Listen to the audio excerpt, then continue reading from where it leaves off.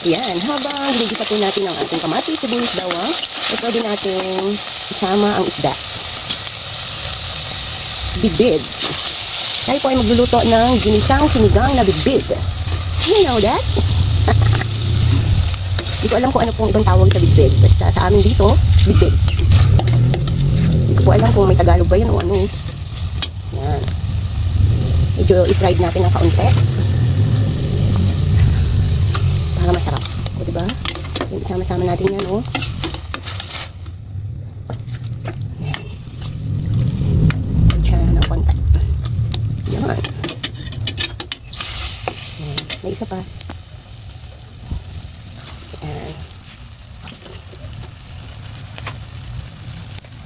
Yan. May hair. Hair ko. Yan guys. So yan mga mangshi. Ginisang sinigang na bidbid. After po nyan, may sabaw. Lagyan ng tubig, kaunti. Then sampalok. Siyempre asin. Then yung mga vegetables. Ayan guys, nailagay ko na po ang sampalok, okra, and sitaw. Papalambutin na lang yan at yun na lang yan. Mas masarap nandiyan yung pipigain na lang. Dudurugin na lang ang sampalok. Yan. Yummy. Mas maraming kamatis, mas masarap. Yan. Then, after na kumulo, siguro 2 kulo, lalagay na po natin ang talbos ng kamote.